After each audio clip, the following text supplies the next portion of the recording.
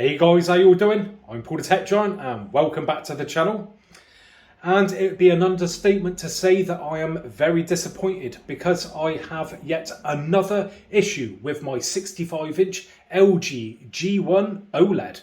Now this time the problem is to do with the home menu, and it's probably just easier if I show you what that problem is.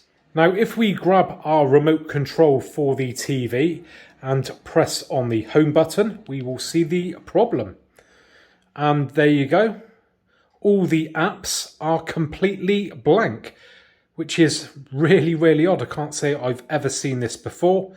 And if I just scroll down, it's just all black and everything's spinning. You may think that, it's maybe not connected to the internet.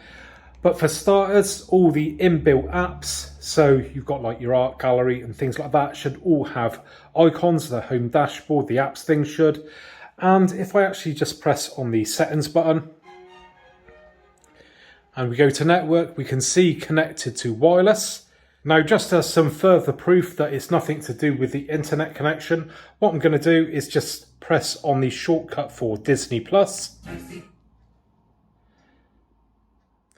There we go, everything's loaded up. So if I just click on one of these,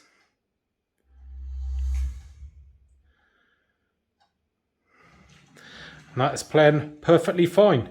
Press on the home menu once again. And yeah, still nothing is loading up. The TV, by the way, is all up to date when it comes to the software.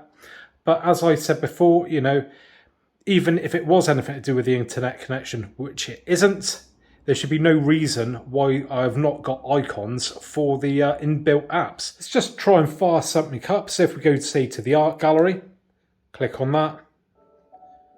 There we go. The apps will work fine, but it's just not displaying anything, which obviously isn't no good at all. And not what you expect from a brand new TV. Now, if you do follow the channel, you will know that I've also got another problem with this TV, with the sound, where it just keeps changing the sound mode all the time. So basically we get no sound because it thinks it's got wired headphones connected to it.